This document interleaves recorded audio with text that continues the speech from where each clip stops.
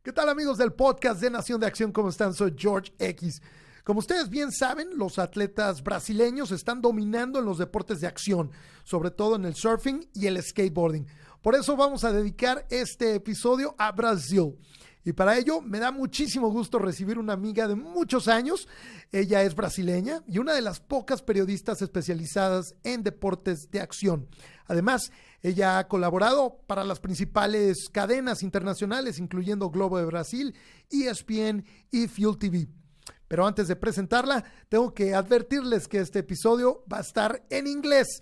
Pero no se preocupen porque la versión subtitulada va a estar disponible en el canal de Nación de Acción de YouTube. Ahora sí, no se diga más en el podcast de Nación de Acción, Luciana Quaresma.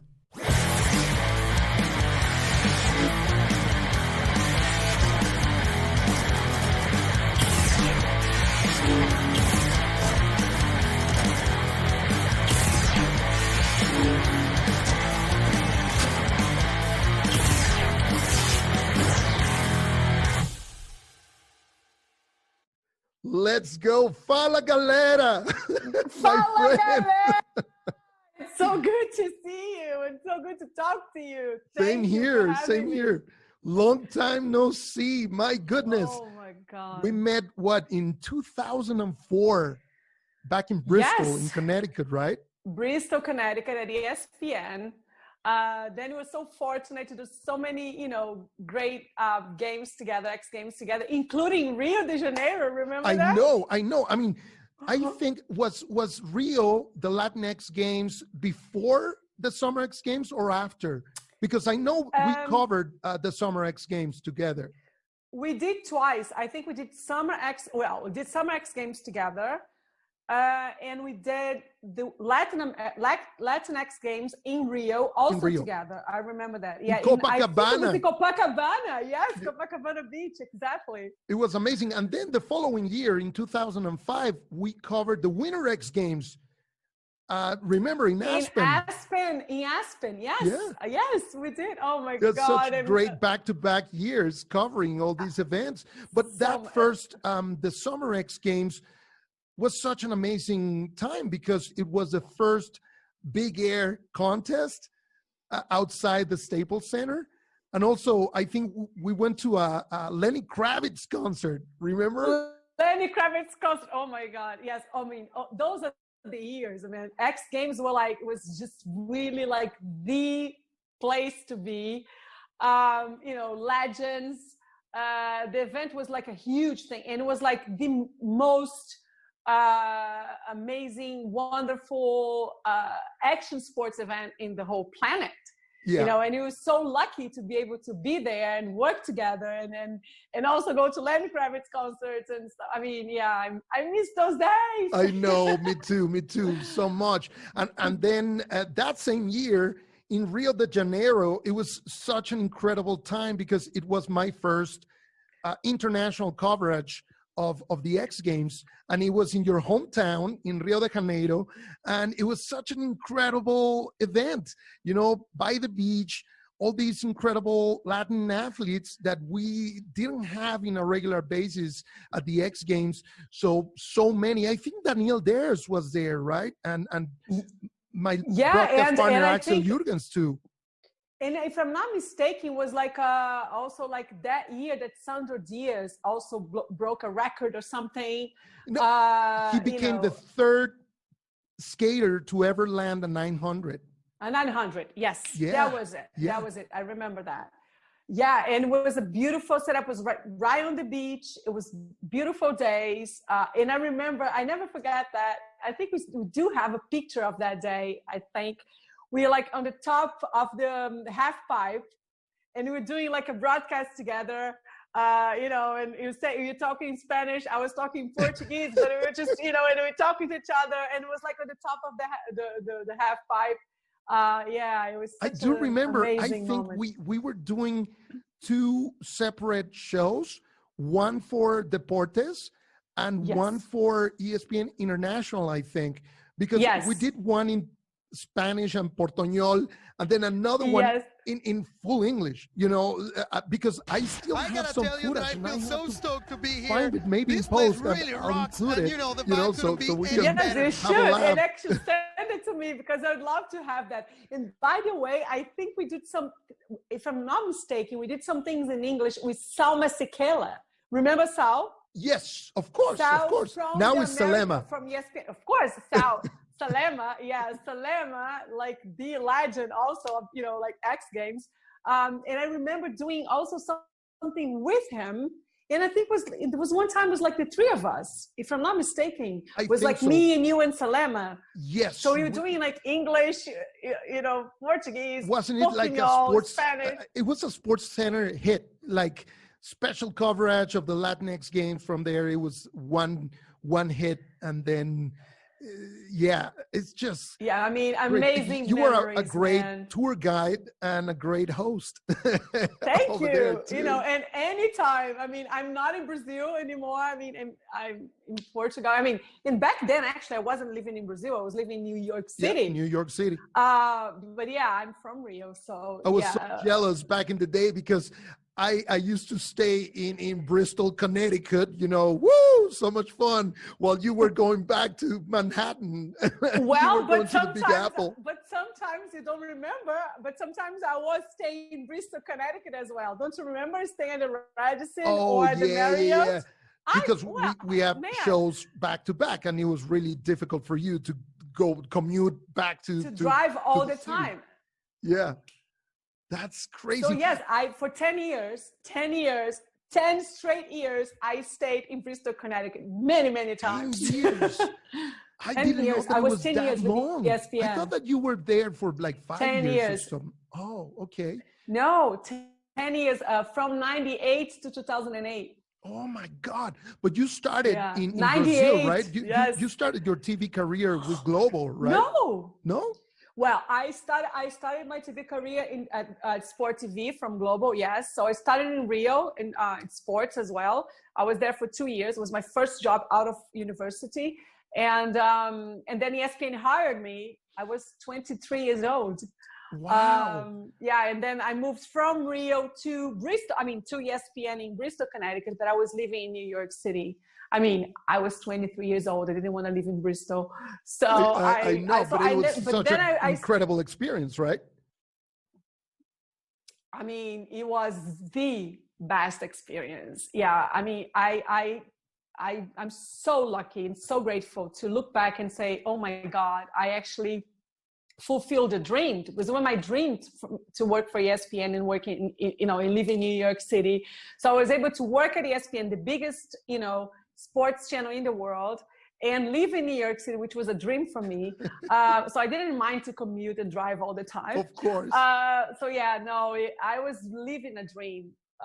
And I'm really, really, really grateful that I had this experience in my life, and I can look back and say, and be talking to you about this, because it was, and especially back then, I was the only woman. I was the only woman in this group of 13 or 14 announcers and presenters. I was the only woman for 10 years. So, I mean, also that as like a woman, perspective, I feel like I was able to open doors for other women as well. And, for me, that's really also fulfilling.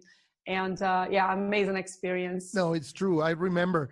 And also, you and me, we have a strong connection, because not many professional broadcasters specialize in action sports, because it's such a small niche.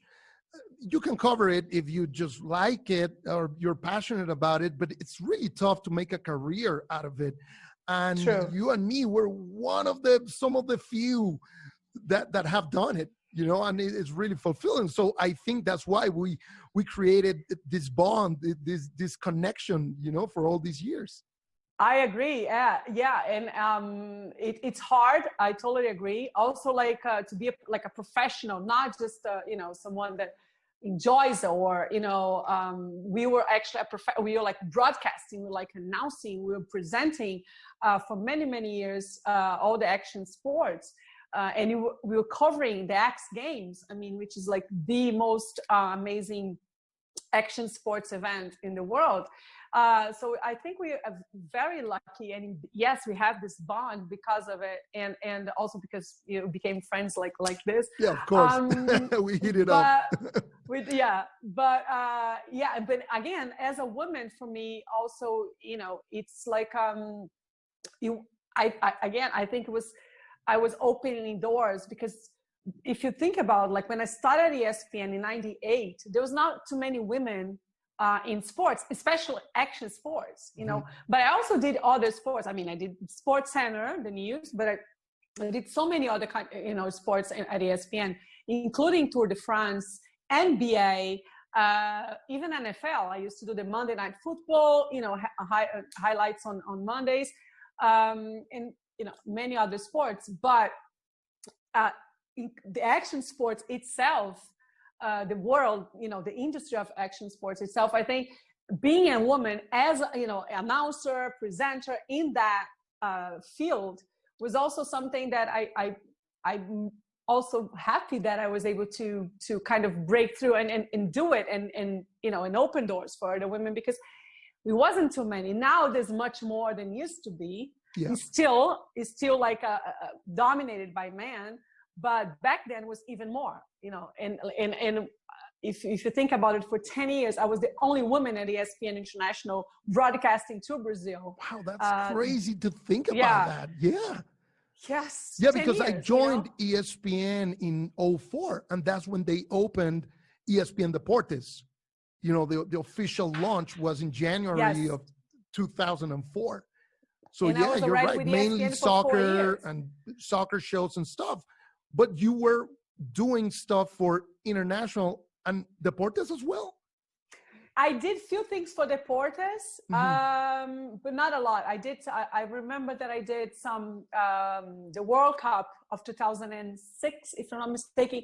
I was in Brazil, so I was a correspondent for Deportes. So I did some interviews in the middle of, like the streets with people watching the games. And I was kind of reporting what was going, like as a correspondent from Rio to Deportes. Yes. And did some other things, but just like, few events. And I think I did some X Games also for them.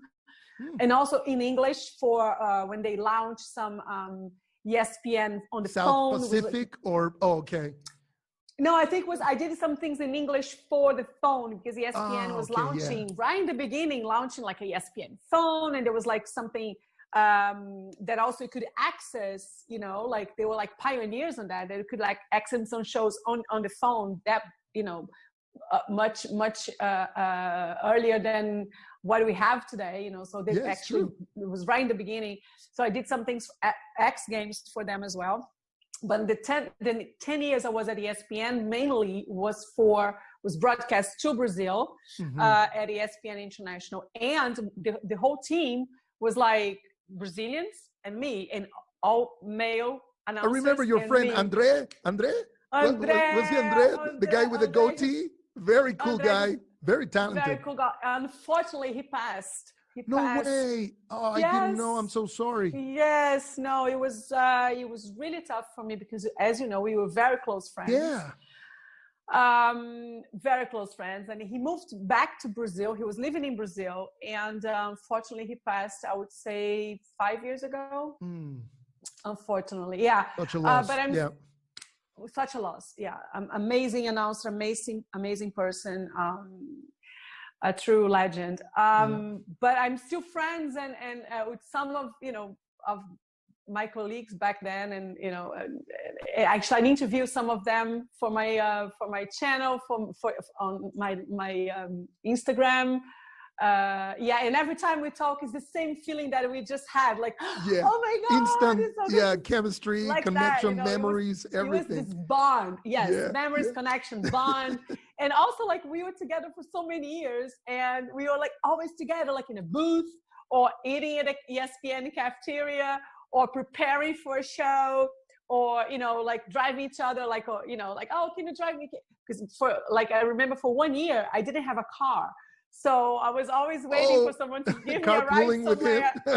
Go to the hotel, come back, or go eat something together. You know, and I was kind of the princess because I was the only girl. Oh, yeah, of course. Spoiled. You got spoiled. I always say that. I was so spoiled at ESPN because I was the only girl. Yeah, but you were really down to earth. You were never like stuck up or, you know, you never lost your head. So that's not who I am at all. Never. Exactly. Never. Not even when, you know, before, because back then we didn't have like, you know, Instagram or Facebook or anything like that. So, I mean, anything like that. So for you to know that people was happy with your, you know, what you were broadcasting, liked you and stuff, you have to have emails or, you know, during the X Games, someone would come with a sign, say, "Oh, we love you," and that's how we'd have the feeling of people, you know. Because remember, we didn't have other way to know if someone liked your job or not. So it was really, you know, I was so grateful every time I had this love, you know, like getting this love from people, from the viewers, and to this day, every time because I still receive some emails sometimes, not emails, but messages on Instagram, on my page or Facebook, and it's like, "Oh, Luciana, I miss you." I feel, you know, it's just because I left ESPN 10 years ago. Oh, you know, 10 and years still ago. 10 years. Wow. And in 10 years, people don't forget you. So that means something, you know. And I think the bond we have, that we developed, like we were talking about today, forever. Yeah. I think that also stays with some of the viewers, you know. They kind of, you know, like say that, "Oh my God, I missed that group. I missed that team. You know." And then they say all the names, so they know all the announcers from that era, from that time, and so I'm so happy because the same thing we feel, some of those viewers still have the same feeling as well. So it's really amazing. They remember. I'm really grateful. Yeah. What an incredible time. Nostalgic. Actually. Yes. Now I'm gonna, you know, feel like no, not good. Sad. No. So 10 years ago, then you moved for a while back to Rio, right? And then you went to Portugal or straight to Portugal? No. I came straight to Portugal because I was living in New York. To make a long story short, I got an invitation to work, an offer to work for Brazilian TV in Portugal, which is like the second largest TV channel in Brazil, like a you know, open channel called TV Record. And I was with them for 5 years. And for the first time in my life, I wasn't doing just sports. So I actually had a lifestyle show called Giro with Luciana Quaresma. Nice. Like it was entertainment style? Yeah, it was like, you know, it was like exactly kind of style, and it was a weekly show. So we were showing Portugal. We actually did some traveling, international travel as well, but lots of things in Portugal, showing like spas, wine, vineyards, you know, things that were happening here, concerts, whatever, you know. It was like a variety show, lifestyle show. And it was really, I mean, some sports as well, but not a lot. But it was really an amazing experience as well. So I stayed with TV Record 5 years, and that's why I moved to Lisbon. And then I went to Fuel TV. Do you remember Fuel? Yes, of course. Yes. I was going to ask you about that. Like, what happened? Because it went away in the States, but I know that in Portugal or in Brazil, Europe, they kept it. They just launched in Brazil not too long ago, maybe 2 months ago or something, or even less. But they have the channel is like in many countries in Europe. I think in Asia as well, if I'm not mistaken, but lots of places in Europe as well. And the base is actually in Lisbon. So I was hired, to do action sports, because QTV is action sports. So it was also really nice. I was there for 2 years. It was also a great experience, and back to the action sports. Back to your roots. To the roots, it's always good, to go back to your roots. So I stayed with them for 2 years. And then actually, when I started working for them, I already had my production company, and then I was doing lots of work for Channel Off in Brazil. It's owned by Globo. It's a cable channel, and it's actually action sports, nature sports as well. And it was amazing. You know, I did documentaries, series. Actually, we did an amazing documentary telling the story of the big waves in Nazaré. Which we're going to talk about a lot definitely, on this episode. A lot, especially this week, you know. Yeah, exactly. Because, it's a huge the first swell of 2020 happening. just happened. So, so I'm, you know, even when I just go a little bit out of track in terms of action sports, I always come back, you know. Yeah, exactly. They pull you back in. Yes, exactly. That's so awesome. No, you're so lucky right now to live in Portugal, because you are witnessing history, you know, with the huge wave of Nazaré and everything that is going on. And I know that you're also very, very close to Maya Gabeira, who she not only broke a record, but she's showing the world what a, you know, bravery and how fierce she is as a surfer and oh my God, breaking she's barriers fearless as well. She's fearless. She's breaking barriers. I actually I really, like, you know, I bow to Maya. I just did an interview. Yeah. I just did an interview with her. I'm a correspondent for the past 5-6 years for a radio called Radio France International, which is a radio based in Paris.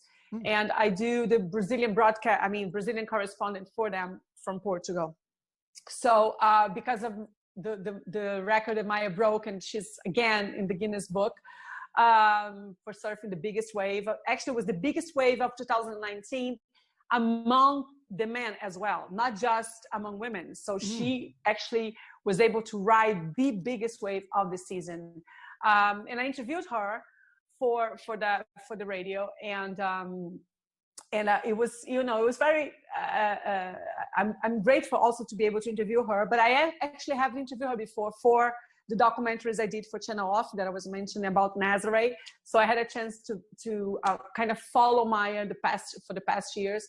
And what an athlete, what a woman, what an inspiration, because she almost actually died in Nazaré years ago.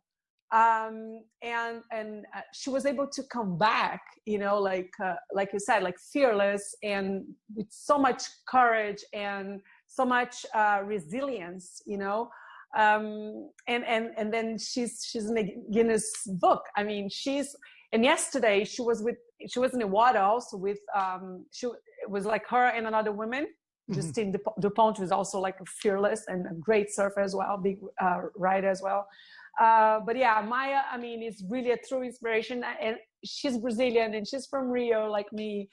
And it's great because she actually is living in Nazaré, so it's amazing to have her so close, you know, and be able to have this, you know, kind of bond also because everything she's been doing and where she's from and everything. So it's awesome that she's so close, you know, that it can, because I'm in Lisbon, but Lisbon is like an hour and 15 minutes from Nazaré. So it's like, okay, there's a swell, let's go, you know. And she actually, she's there most the whole year pretty much. And she actually loves Nazaré, and she's here the whole year pretty much. So and she has faced so much, because not only the dangers and the extreme wave of Nazaré, but also she faced injuries, like serious injuries for a long time. I mean, that incident where she nearly drowned in 2013, she was knocked out in the wave, and also she had like bad back injuries. She was saved by Carlos Burle, right? But Burle saved her. Also, Burle is here. He came 3 days ago for that swell, specifically for this swell. He was in Brazil and flew to Nazaré. I mean, to Lisbon to go to Nazaré. He was in the water also yesterday. But she had like back surgery. She was like in rehab for, I don't remember how long, but it was like long, like months and months. Ongoing. Yeah. And trying to, go back in shape. And she was in pain, her body was like really like, and she didn't give up, and I actually asked her like, so, what made you kept going? What was your, motivation to just, to keep, doing it? And she was like, well, there's moments also that I kind of, felt like, oh my God, that should stop me. But she said it was the opposite. And she also was trying to fuel herself, get like some fuel for other inspirational people, like, inspirational stories. So she was always trying to see like other people that overcame, huge accidents and tragedies, or, people that was like also a way of inspiring her. And she said that really helped, for her to keep following her dream. And she said it was just too much for me to give up, and it was actually, it's my life. It's something that I always, that's what I feel happy. That's what I want to do. So she didn't want to give up because she had this accident. That actually made her kept training, kept, being resilient and not giving up. And that's why, I think she's really, really an inspiration for all of us. I agree. But before, now Maya is known worldwide. With a world record, and everybody knows Maya. But before, she was getting criticized by the industry, like, oh, you're putting surfers in danger because you don't have the experience, or I don't know. The industry of surfing didn't really believe in her that she could conquer this wave, and she proved them wrong. She proved it wrong because spirit. She said, she has a strong spirit. And also, again, if you think about it, she's like the fewest women that are brave enough to do that, to be a big rider in a world that is completely dominated by men. That's actually, she said that in the interview. She said that it's great for her to feel like she can really be an inspiration for other women, not just women, for anybody, but especially women that think, oh, this is just, for men. This is like too, I can't make it. I can. No, you can, And she said that for her, that is actually even more rewarding than the being a Guinness Book. Of course, she's really happy about it, but she said like to be this inspiration for other women, it's for her like her greatest reward. And again, like in the industry that completely dominated by men, sports completely dominated by men, of course she would be criticized. She would be criticized like, oh, come on, she's a woman. People don't want to say that, but that's how they think. This is just too much for her. She cannot take it. But then again, like you said, she proven wrong. They were all wrong. And yes, she can make it, and we can make it if you just, put your minds into it. Of course. And she's an example of it. Yeah, she's so inspiring. And facing this wave, you've been there many, many times. I've seen footage only, and it's scary. It's really scary. It's like a mountain. It looks more like an avalanche instead of just a wave of water. So you've been there. It's monster. Can you describe the energy of Nazaré? And that's actually the word I would say, the energy. It's this energy that it's completely different than everything I've experienced in my life. It's really like a monster wave. And also, like you said, it looks like it's like Everest. It's like you're just like kind of surfing in this Everest mountain, and you feel the energy, you feel the noise and everything. And when you're there, you don't even have, even when you're there, you don't have you can't really see the size of the wave. The only way it's huge, it's when because the surfers are so small. Yeah, tiny. It's so small. You cannot even see who is the surfer. Only later you can see, because it's just really difficult for you to identify who are, which surfer is that? Who is that surfer? It's just really, because it's really a monster wave, and they go in the speed. It's amazing. And I had the privilege to be in one of the jet skis with the best pilot in Nazaré, called Sergio Cosme. He's like, they call him the guardian, the guardian angel of Praia do Norte of Nazaré. He's a godsend. I mean, for because all the he's surfers. like, and he's like the best. He's also a surfer, but he's like the best pilot out there, and people feel safe when he's around. But were you there during contest? Or during? No, I was in the water with him. He was like in the jet ski, and I was with him, and also another surfer called Marcelo Luna, another Brazilian that is also an example of resilience. Yeah. Marcelo, actually, he's coming to Nazaré this weekend. He's going to be here in Nazaré. So Marcelo also, it's definitely an inspiration. We can talk about him later in another show.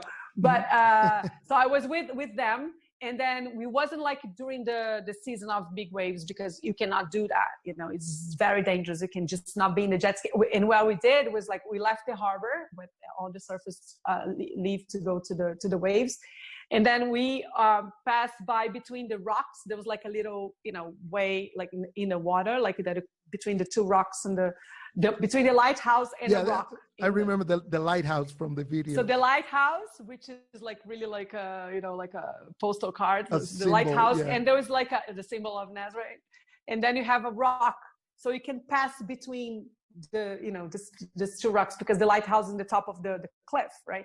And when we were passing by, we were just like, the three of us, actually, even Sergio, that knows that ocean as like his hands, but the emotion, the energy was just so much, and I was like, oh my god, I'm gonna cry. This is just, wow. This is just, and it was so powerful. It was actually really powerful, especially when you see the cliff and you see the lighthouse, and then and then it was, even though the waves were not big that day, it was still like very emotional for me, and I'm never gonna experience that.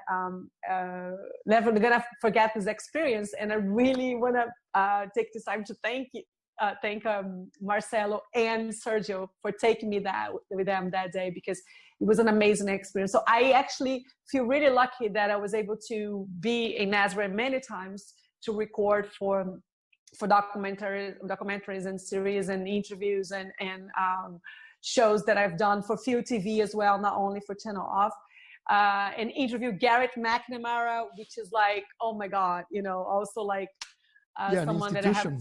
Yeah. So yes, a legend, and I have so much respect for him. And he actually the one responsible for putting Nazaré in the map of big waves. He was the one that actually showed the waves to the world.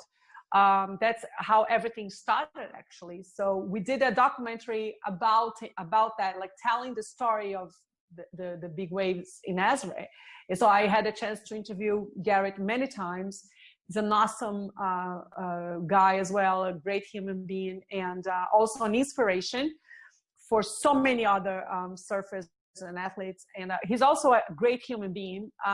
So it's really, really fulfilling experience to do all those interviews and documentaries in Nazaré all these years. I've been doing that, I would say, for the past six years.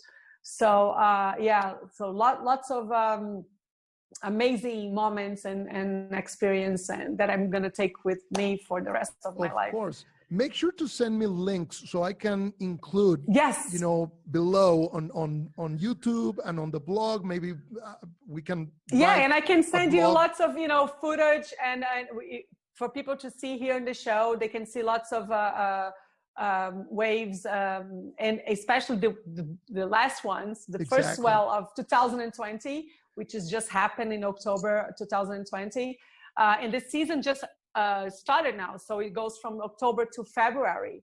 All these months, that's months that you can expect huge waves, and they call Garrett McNamara, and the guys call like the big mama. There's always they always waiting for the big mama to arrive, and they still say that the biggest wave they are expecting hasn't arrived yet, the big mama. So the big mama is referring to the wave or the current or the swell? To the wave. Gotcha. To the wave. Wow. That's so they're amazing. waiting for the big mama. Yeah, and I mean, this swell, the first swell of the year, everyone is saying that was like one of the best swells of the past decade. Not just the swell, but the condition of the weather, not too much wind, sunny skies, waves were amazing. But they always say, and Garrett always says that, and he's always expecting for that particular big mama to arrive. And so it the can big be mama in any is time. like, remember in Point Break, the movie with Exactly. Keanu Reeves and Patrick Swayze, like the 50-year storm? That's what they're waiting for, big mama. That's what they're waiting for. And that's when, remember, he went to the beach and he was just like, I'm going to catch that wave no matter what. And he disappears in the ocean. Yeah, exactly. Yes. Oh, that's so cool. It. So yeah, but hopefully they're not going to disappear when the big mama arrives. Yeah. Oh my God. Ride them and, you have to witness that, and you have to send us the link for that. No, for sure. We're all going to be here. You're going to be here. Oh yeah. With Nación de Acción, we're going to be covering live. We're going to be covering live. Exactly. For the world to see the big mama. So switching gears a little bit, before Maya, another Brazilian trailblazer in action sports was Fabiola Da Silva in aggressive inline skates. But she was also one of the few, or if not the only, woman to be pulling these amazing flips and tricks on a vert ramp. For sure. Fabiola Da Silva, back in the days, back when we were covering the X Games, yes, she also was an inspiration for a lot of women.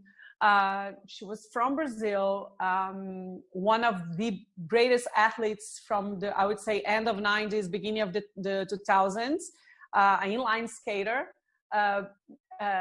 which now it's not even considered anymore an action sports, right? I mean, not the way used to be, used to be the X Games. It's not included in the X Games anymore. And it was really spectacular.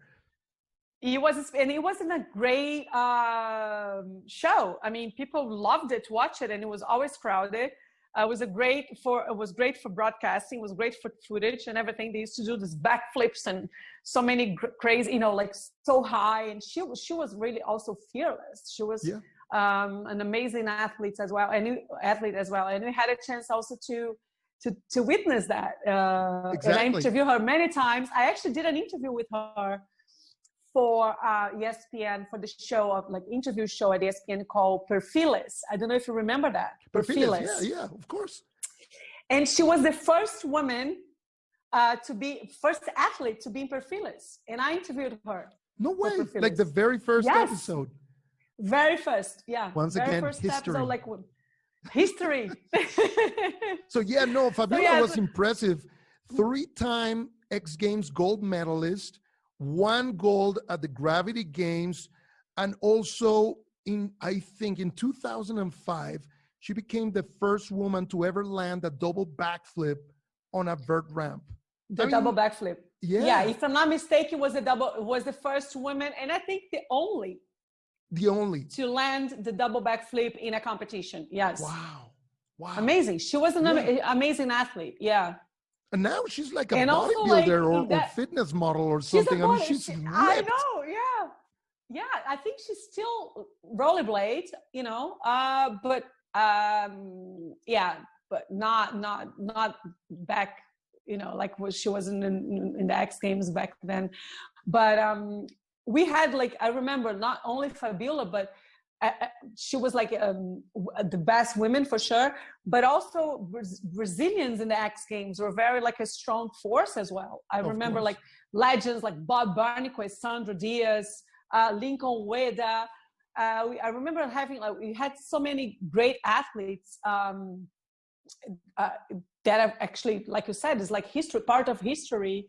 And now we still have great athletes in surfing. Mm-hmm. Brazilian Storm. The Brazilian Storm. So I think it's really in our DNA. That's why maybe, I cannot just not do action sports, because this is really like how you, I think, breathe in Brazil. You know, it's just, because for so many years, action sports were dominated by Australians, Americans, other athletes from Europe, but now Brazilians are taking over. Not only surfing, but also skateboarding. Just checking the rankings, you know, in the website Border. And there's like lots of like the new generation of, you know, like it's a nonstop thing. It's like, you know, Brazil, instance, actually it's the home of great action sports athletes. In women's street skateboarding, the number 1 and 2 are Brazilian, Pamela Rosa and Leticia Bufoni. Pamela Rosa, such an incredible story. And Leticia Bufoni, it's like, you know, she's also fearless. She, you know, you're just like, oh my God, she's amazing as well. Yeah, 5-time X Games champion, Leticia Bufoni. And not only she's a very good skater and very well known, but she's become one of the most influential action sports athletes in the world, period. I mean, I'm not talking about women. I'm talking about athletes in general. Athletes, and she's great on camera, you know, and she has this charisma, and I think she's living in LA, if I'm not mistaken, right? Yes, she has a house with a little like park in the backyard. She has a half pipe in the backyard, and she does crazy, you know, tricks. And she's always, I mean, I follow her on Instagram. I've never had a chance to interview her yet. I would love to. Oh, wow. No, because she's I never in LA. interviewed her. Yeah. Do you know, she speaks Spanish or not? I want to interview her here. Oh, well, you should. You definitely should interview her. But I'm sure she can, you know, get away with the Portuñol stuff. With the Portuñol a little bit. Yeah, we all can do that. She's very charismatic. Super popular. 2.4 million followers on Instagram. Well, that's a good idea. I should actually interview her also for my channel on YouTube. Tell me about your channel, Luba TV, right? Live da Luba. Live da Luba. Yeah, well, I just launched it. You know, it was a project that I always had kind of like in the back of my mind, but I always thought that wasn't the right time. We didn't have, you know, the studio one. I could not do it. I have the time and this and that. And then I have 2 kids and no time. I don't know the name. How is it going to be? So it's always like, you know, I wanted to do it, but never really had the chance to do it, or in my mind, you know. Again, sometimes we kind of play with our minds, you know, kind of sabotage. We kind of sabotage ourselves sometimes. So we have to be careful. I want to do it, but I'm not ready. I don't have this and I don't have that. And then you keep pushing it. Yes, it's a way of sabotage. So we should pay attention and not let those thoughts, destroy our projects and dreams. So, and then I had a friend who was a director that worked with me at TV Record for my show and back on the TV. And he was the one that said, Lou, let's do it. You know, I've been watching your lives on Instagram. You definitely should have your channel. You can do your interviews in your channel, on YouTube, Let's do it. We can do it remotely because he's in Qatar now. He works for Qatar TV. Anyways, to make a long story short, we developed everything like maybe one day, and let's do it. And then I used the name that I was using for my live on Instagram, which is Live da Luba, and we end up using the Live da Luba. So the logo is Live da Luba. It's still called Live da Luba. I don't know. Makes sense. Yeah, I don't know if I'm gonna change it, but it's still that. Luba, it's my nickname since I'm, a young girl. Like lots of people know me, even in the industry knows me as Luba. Ex-bosses knows me as Luba, and friends. And so, it was just Live da Luba, and that's the channel. And I just launched it like maybe a month ago, 2 months ago. So I interview already she's 5 times bodyboarder champion, Brazilian champion, world champion. Mm-hmm. Isabela Da Silva, that she's living here in Portugal. So I was able to sit down with her on the beach, and we talked a little bit, and then we did on like that, like virtually. And it was, is the channel really in Portuguese, or you have English or? Well, I've Portuñol? been doing only in Portuguese because I just started. But for instance, next week I have an interview in English to talk about sports presentations. So it's gonna be in English because I'm gonna interview Kristen Nicolay. She's American, also an inspiration she's a woman in this sports industry, and she's the boss. So it's gonna be interesting to talk to her. So it's gonna be in English. I'm going to interview you. Oh, me? Really? Come on. We talked about an honor. Of course. Yeah, it's going to be my honor. So, yes. Anytime. So it's going to be, maybe you can do it in English or Portuñol. We see. Maybe Portuñol, yeah. So, I mean, right now it's just being Portuguese because I've been interviewing people in Portuguese. But, I haven't decided yet. I think it can be just, a mix of languages. Why not, Yeah, no. So, I think it's smart. It's like Nación de Acción, it's in Spanish. I mean, we're doing the interview in English because we've always spoken to each other in English. I don't know. Yeah, I don't know actually why. Why we never spoke in Portugal? It's just, well, my Portuguese, I'm terrible. But you know why? I think we always spoke in English because also we always among Americans. Yeah, we were surrounded by Americans or English-speaking people. Yeah, and we were at ESPN, in Bristol, Connecticut. We were just always, so we end up always speaking English. So it would be weird to speak to you in Portuñol or even Spanish because you speak a little bit of Spanish, right? Hablo un poquito. Hablas un poquito. Well, last year I did un poquito. I did the Pan American Games in Lima, Peru last year. I've seen the pictures. Amazing. And the picture that you have right behind you, it was over there in Lima, Lima, Peru, and which was also an amazing, amazing experience, memorable. And I did everything in Spanish, and it was funny because I was like, oh my God, I hope, they can understand me, Oh, come on. And then it was so funny because they were so cute, and the Peruvians are the best. They're just such they're amazing. Very welcoming, very warm people. Oh, yeah, so warm people. And then sometimes I was like, doing this before I be live. So I was talking to them, just, we're going to do this. I'm going to ask that. And then to the athletes or whatever, I would just, but do you understand me? Can you, and they were like, oh yeah, definitely, I understand. And then there was like, I never thought you were Brazilian. I thought you were from Ecuador or something. So, they actually liked my Spanish. They didn't understand which accent, from where I was from. Yeah. But they said they didn't think I was Brazilian, which was nice because it means that my Portuñol wasn't that bad because I was the accent was not that strong. Yeah. Yes. No, but that's because you've lived abroad for so many years and you're multilingual. You speak multiple languages, and it's and I don't know if I told you when I before moving to Portugal, I was living in New York still, but I had left ESPN and I went to Salamanca in Spain. I did Ole, maja. Ole. I went to study at Salamanca for the University of Salamanca, which is like one of the oldest or one of the second oldest universities in the world. And it was amazing. It's such a beautiful city, by the way. That's amazing, so I was there to study Spanish and the art and culture of Spanish art and culture. So I was there for months and, I was practicing my Spanish.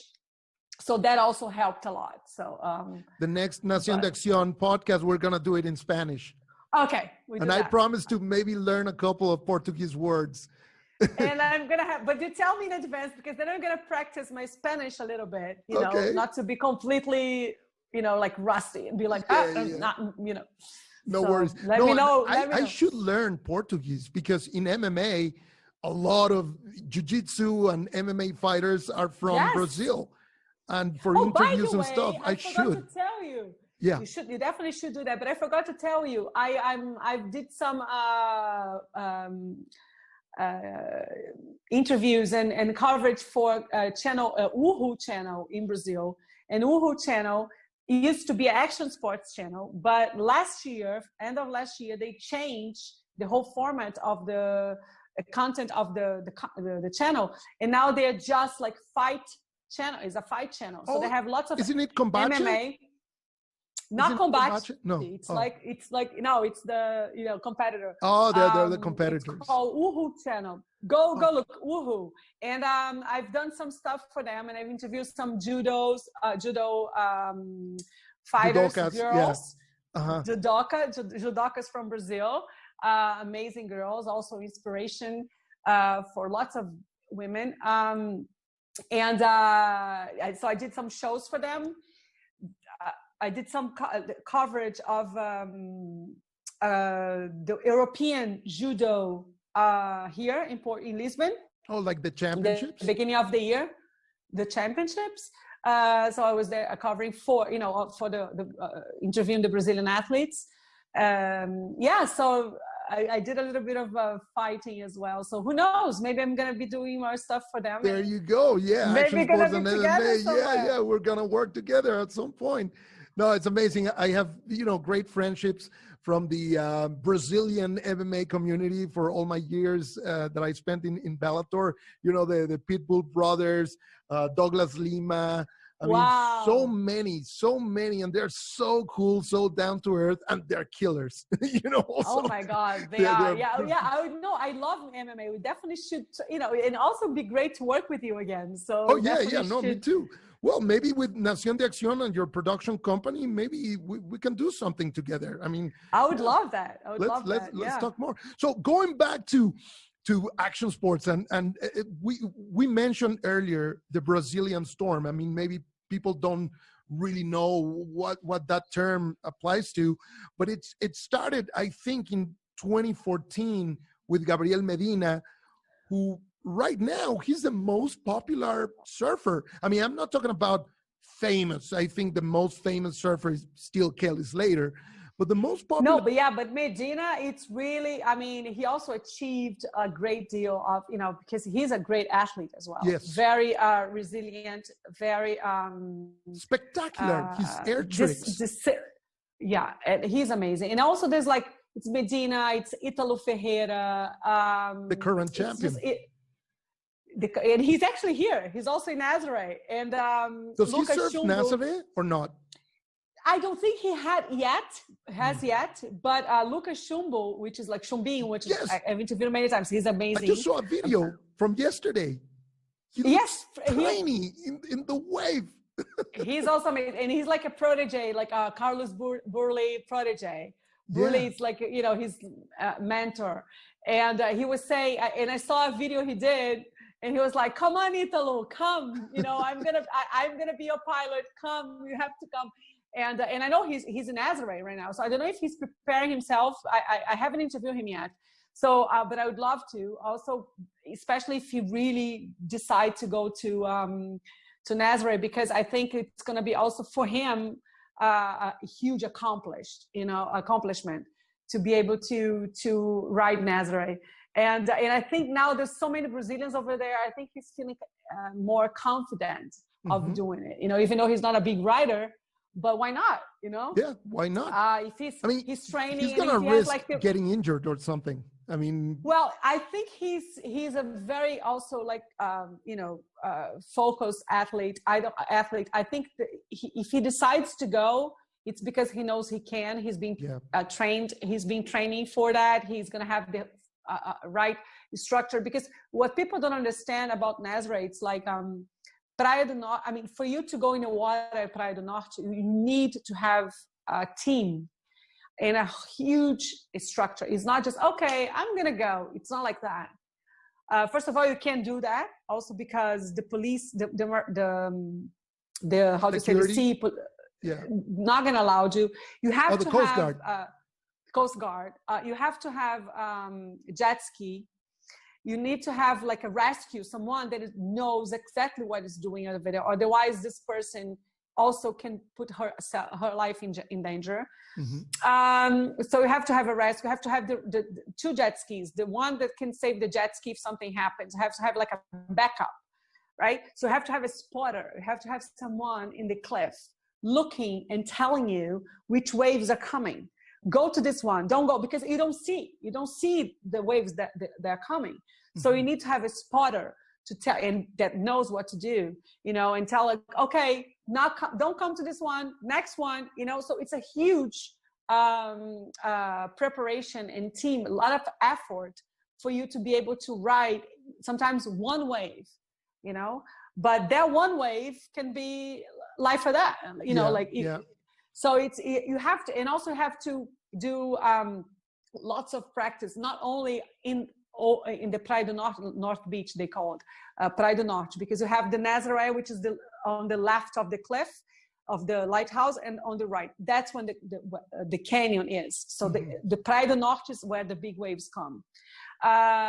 So you have to know the waves, to get familiar with it. You also have to do the training of how they call it in English, apnea, the one that you have to wake you up, or to help you the one that you have to hold your breath underwater. Oh. If you get hit by a wave, yes. I forgot how to say in English. I should have prepared that, but I forgot. No, don't worry. So if you get hit by a wave, you stay long time underneath. Yeah, in the whirlpools. Yeah. It's like, you know, they say it, like Rodrigo Cocha, which I interviewed many times. He's actually the world record. He's the one that is in the Guinness Book. He broke the record 2 years ago, if I'm not mistaken. Yeah, 2 years ago. He's also Brazilian, Coxinha. And I have an interview with him that I did for Channel for the documentary about Nazaré.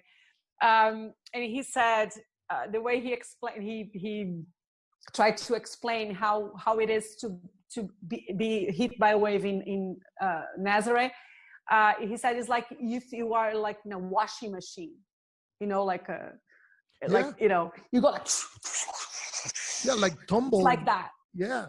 It's like, you know, and then if you don't have enough preparation, if you haven't practiced the holding your breath, you know, and not getting completely desperate and trying to breathe or whatever, and not having the practice of really holding for maybe 1 or 2 minutes or whatever, you screwed, you know. So you cannot just, you know, be a good surfer. You have to know all these techniques, you know, to be able to survive if something happens, you know. And it can happen. You can really, I mean, last year, Alex Botelho, which is one of the biggest Portuguese big riders in the world, and he knows that ocean as almost nobody. He's been training there for many years. He actually is such a strong athlete and surfer. He's been in Nazaré with Hugo Val, which is like also one of the biggest names of that. I mean, and they've been surfing them much before people talked about it, before Garrett McNamara. They know so much that the waves of Nazaré. And he got hit like last year. They had an accident. Hugo was on the jet ski. He kind of flew, you know, and went back and hit the ocean. Was in a hospital for many days. He's not even competing yet. He's not in the water yet because he's still recovering from that. And I mean, it was a split of a second for something that happened to a surfer that knows the Nazaré waves like nobody. So I mean, it can happen, you know. So you have to be prepared and have to practice. You have to train. So those guys, they train a lot. To be able to be, you know, and they practice and they balance. They have to have lots of balance, you know. So it's a lot. I mean, it takes a village. Yeah, really, to surf Nazaré. Also, besides the physical damage of you know, getting wiped out, but also the psychological impact that such an incident has in a surfer. I mean, I know that they live for this stuff. They're passionate about it, but still, you're talking about your life. I mean, he could have died easily, you know, in that way, in that accident. So, I mean, that's why we're talking about, like, Maya almost died and she came back stronger, you know. So it's really like about passion. Yeah. It's about passion. It's about believing in yourself. It's about resilience. It's about not giving up. and I find that really like inspiring. Talking about another resilient athlete, not a surfer, but a skater. He's a legend. You know him very well, but he also had big crashes in the mega ramp. Bob Burnquist, the king of the switch stands, such a creative skater, but wow, he had his share of injuries. Oh my God, yes. I remember interviewing him once. I actually have an interview with him on my reel a long time ago. But I remember him, and actually in Rio, the first Latin X Games in Rio, I remember doing with him some of the commentating. So I was interviewing him for Globo. It was cool. Also, it was an amazing experience as well. Bob is really cool and also like a great athlete for sure. And I remember him saying to me once that he had so many broken bones. I don't remember now how many back then, but I'm sure there's more now. But I remember even back then it was so many, and he was like, "I'm always in pain." There was always like something that is, that I never can say, "Oh, I'm not in pain." No, I'm always feeling some kind of pain, and he had, broken so many bones and so many injuries and recovering again, and he was recovering and coming back stronger, and those guys are really amazing. There was a very interesting feature produced by ESPN during one edition of the X Games that was called "The Art of Falling" or "The Art of Crashing" by Burt Burnquist. I you remember saw that the one? whole thing, but I remember, yes. But it's the art of falling, because those guys know how to fall. Exactly. I don't know also if you remember, I don't think you were already at ESPN, but I witnessed, I was there in San Francisco in 1999. When Tony Hawk pulled the 900? Landed the 900. Oh, you were there? I was at the bottom of the half pipe, next to Sandro Diaz. We were like next to each other, like That's on amazing. the floor. Oh my God. That was like, seriously, that was a secret that you kept for so many years. I didn't know. I feel offended. No, oh my God, I'm sorry. I thought I had told you, because that was actually one of the highlights of my, I was at the bottom of the half pipe. And it was like sunset. It was getting dark already, because he didn't give up. He was so focused. Yeah. He was just, it was not no competition. He was like, his time was over, but he was just so focused. And everyone was like, 9, 9, 9. Everyone was, and I remember Dave Duncan, the announcer. Yeah, the announcer. A legend. Yeah. Dave Duncan. He was part of the Tony Alva crew. Exactly. And he was on the microphone, and he was just like, also like really like in this, come on, Tony. And I was like, everyone was yelling. And I remember Sandro was next to me. Sandro Diaz was really next to me. It was like, I think Lincoln Witter was there too. It was like some of Brazilian crowd together, athletes. And we were right at the bottom of the half pipe of the ramp. And Tony Hawk was on the top, and he was trying, and he would fall, and then he would come back, and he would fall, and then he would fall, but he wouldn't hurt himself, because again, it's the art of falling. He knew how to and fall. He fell like many times, one after the other. And there was a few times he was almost getting, but then he didn't fall. And everyone was like, oh, Tony. And then he finally landed the first 900 ever landed. And everyone just jumped, into the half pipe and just grabbing him. And it was like, it was like, I think one of the most spectacular moments of the X Games. I think it was before and after in I'm action sure they sports. will do one day. Yeah, for sure. And I think if they pick moments, like unforgettable moments, like historical moments of X Games, for sure, that is going to be one of those moments, and I'm happy that and grateful and again blessed that I was able to witness that. I was right there. No. Wow. And I thought I had such a told you lucky that girl. story. That's amazing. And it's like, I feel lucky that I witnessed the double backflip of Travis Pastrana. Remember That time, that was Oh in my God, I was there 2006. too. Yeah, Yes. I was there. I Oh actually my interviewed God. him right And it was after. what, Philadelphia?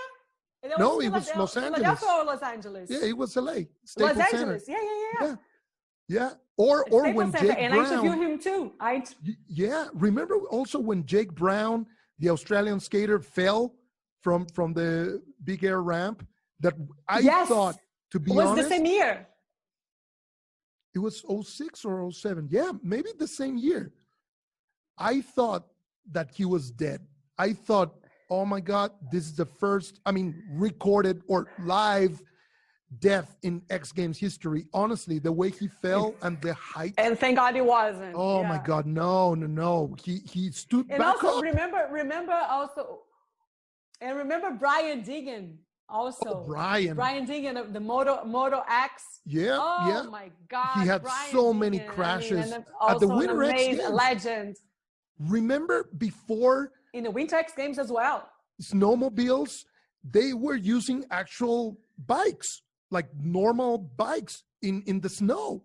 They were treated a little bit with spikes and stuff, but still, they were very unstable. Yeah, they had some spikes on the.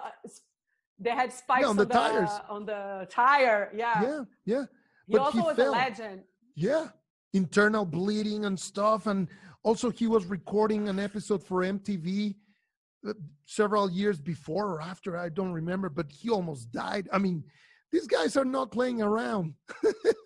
These are serious. And man, we've witnessed amazing moments, X Games moments for sure. Me and you. Oh yeah. No, incredible. Yeah, it's been lucky. Yeah. We've been lucky to have witnessed so many moments, because the X Games are a collection of moments and records and drama and back history and stuff. It's just nonstop every year. So now with the inclusion of surfing and skateboarding. Yeah, and thank you for. Yeah. No, amazing. Yeah. Go on. Yeah. No, keep going. No. Oh no. But no, I was going to say be another thank you, boom. and thank you for inviting me.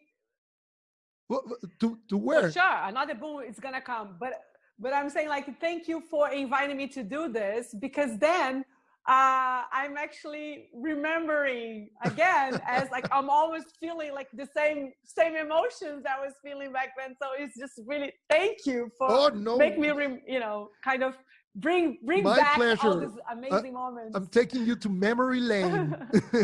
X Games memory lane. Exactly. X Games memory lane. We're reaching almost an hour of this amazing chat. Before we go, I want to know, because Brazilians are doing so well in general, so many different sports. Not only skateboarding, surfing, jiu-jitsu, MMA, as we mentioned. What is it? It's your culture. You know them. You grew up in Rio, but now you live also in Portugal. What is it? Is it the blood? Is it the passion? Is it the talent? What is it? Why are they being so successful?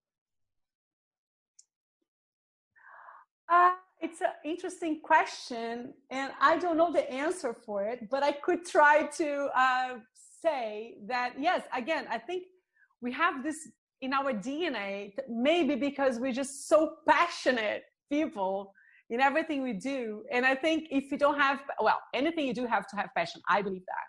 But action sports, you have to really be passionate about it. Any sports.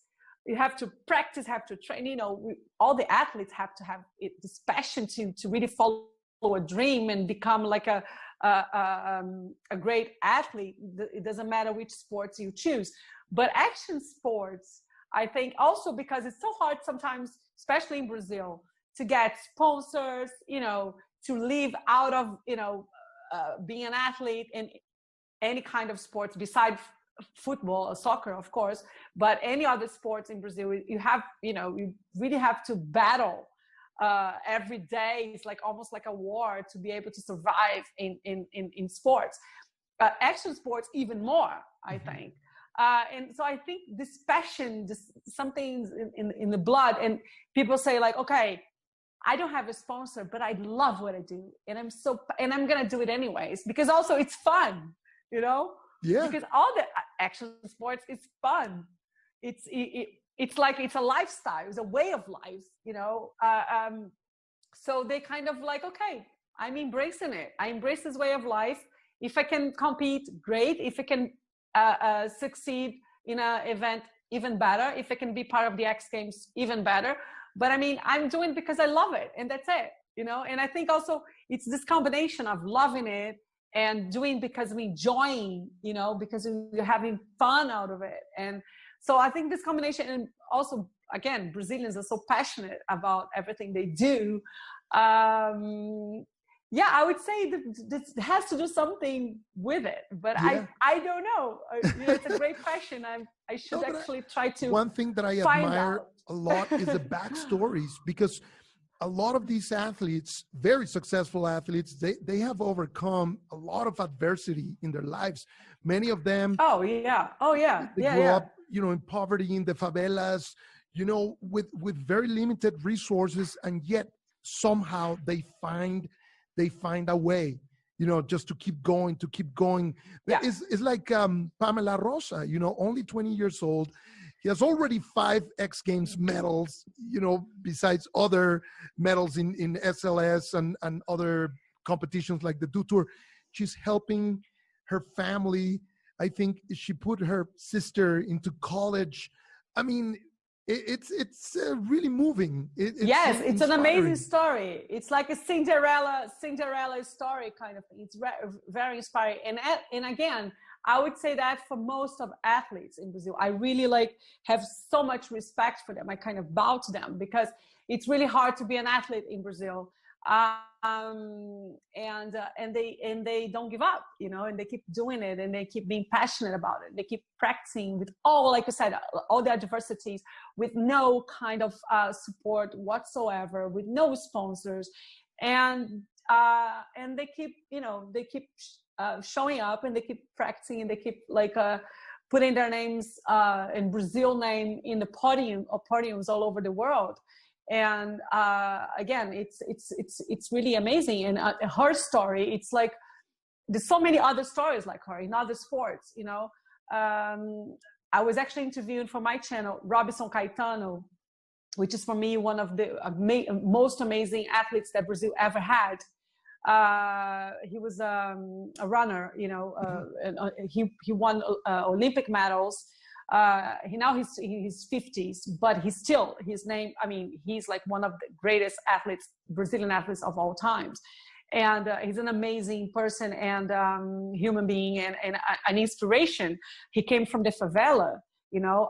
We actually talked about that in the interview I did with him. And it's really an example of resilience and of like someone that overcame so many obstacles and was an amazing, one of the greatest Brazilian Olympian athletes of all times, you know. So it's there's lots of stories like that. And one day, actually, I would love to write a book of, and that's something one of my projects, like about athletes like Robson, for instance, that to this day, in new generations, and Pamela and others that will come, I hope. That can really inspire other future generations to not give up and to understand that beside all the adversities, all the obstacles, all the problems they have to face, they should not give up, because there's always a way of making it, you know. And those athletes can show that. They are examples of that. So no excuses. Especially in Brazil, that unfortunately there's not, and especially there's so many great talent that are not able to succeed because they don't have a support, you know. But again, if you don't give up, you have an amazing chance to really make it. So I agree. They are example of that. So do you think there's going to be a Brazilian sweep in the Olympics next year? Maybe in skateboarding or surfing? Well, first of all, let's hope there will be an Olympics. The games happen. The games will happen next year in Japan, in Tokyo. I would love to be there. Are you going to go? In Brazil. I hope so. I mean, I want to. I don't know yet. Yeah, me too. I was in Brazil for the Olympic in Rio, the games in Rio in 2016. And I did BMX. I did BMX over there in Deodoro. It was an amazing experience as well. I did BMX and mountain biking. Racing or park? It was BMX racing, yeah. right? BMX was a race. Yeah, it was a race. And it was awesome and a great experience. I would love to be in Tokyo, but I don't know. So yes, I mean, I think Brazil has a great chance, you know, but right now in the middle of the pandemic, we don't know even if the games will happen in Tokyo, but fingers crossed. Yeah, so uncertain, but hopefully. I think I read an article or I heard a story about that. Yeah, regardless, with or without a crowd, the games are going to take place. I mean, somehow they're going to find a way, like the NBA or even the UFC. I was reading that too. I read that too. Yeah. But NBA, it's easier to do that than an Olympic Games. But let's see what they're gonna. Let's trust things gonna get better. Let's have faith. And hopefully Tokyo will happen. Yeah. Last year, I had a chance to go to Spain, and I was planning to also go and visit you in Portugal, but I didn't have time because I was staying with a friend in London. But you should go to Axel's park, the Eurocamp. He has an amazing BMX. We should do, but we should go together. All right. We should go together. Why don't you go together? I want to go. I want to do that. I also want to do a story. Maybe, who knows? Maybe we can do for your show. But we could do it together. And, in Bristol, not Connecticut, Bristol, United Kingdom, in England. Oh, okay. They have the Wave Garden for surfing. Oh, okay. Like Kelly Slater's ranch. And I heard exactly. Yeah. So maybe we could go there also, you know. Yeah. We should come to Lisbon, Portugal. And then we can explore some. So yeah, you come to Lisbon, and then you go to Nazaré together. Yeah, please. We can go to Spain. We go to England. Yeah, we have to do like a cool road trip European tour. European trip tour. Yeah. And plan some of action sports around here and do like some like segments or interviews and stuff. That would be amazing. So by the way, how's life? For sure. How's life in Portugal? Let's think about that. Well, I love Portugal. And for action sports, it's an amazing place. I mean, waves are amazing, great waves. The water is cold, but the waves are amazing all year long, pretty much. Beautiful beaches. Also, it's really good for kite surfing, windsurfing, paragliding. Oh, wow. Because the winds are also really good. It's a very windy country. Great places for biking in the nature, you know, so the nature is really rich. So we have waterfalls. It's I did a series filming for Channel Off in the Azores Island. So we spent 10 days in the Azores filming for Channel Off. Oh my God. Are those Portuguese? I mean, I did the canyoning in what? The islands are the islands are Portuguese, right? Las Islas Azores. Yeah. There you go. Yeah. Islas Azores, yeah. And we went to. I mean, it was an amazing time shooting over there, and we did so many different sports. Climbing, we did canyoning, which is the one like the rappel kind of, in the waterfall that go down in the middle of this huge forest, you know. I'm gonna send you the footage as well. Please. And then if you want to add it. Are you surfing? Amazing experience. Well, okay. Or trying to. To make a long story short, I stopped because of the water is so cold. But now I'm coming back.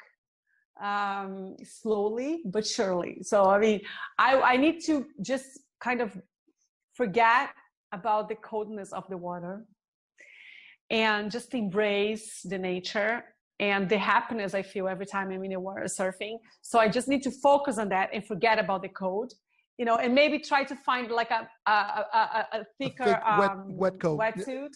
Yeah, like wetsuit. Yeah. A long john. Yeah. But That's maybe amazing. maybe when you come, we go surfing together or something. All right, I'm gonna try to be brave enough to face the cold waters of Portugal. We do it. We go. Me too. So we kind of, you know, we support each other. So there you go. We definitely there should you go. And then we can do other sports. We can do other sports also when you come visit. Please come soon. Okay. I will. Maybe Deal? next year. Awesome. Okay. Yeah. Fist bump. Good. Well, Luciana, what a fascinating Yay, conversation. galera. Yeah.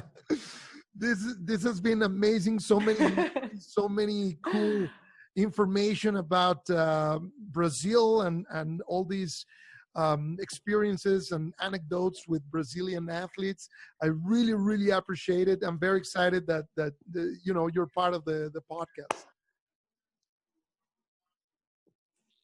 Thank you so much for inviting me. I'm really honored and really happy. And thanks again for making me remember all these amazing moments. And like you said, like, you know, you brought me to the memory lane. And thank you. And again, it's really an honor to be in your podcast. Oh, it's my honor. Huge success for you. I know you have it because you're great. And hope we can work again soon. Yeah, together. I'll do your podcast. You let me know when. Yes, and then we'll schedule and it. you're gonna be in my channel. I really want you in my channel for sure. Perfect. And thank you again. Oh, really. Thank you, Luciana. Take care, have fun, and talk to you soon. Fala, galera. Bye, galera. I see you Obrigado. soon. Obrigado. Ciao, galera. Bye.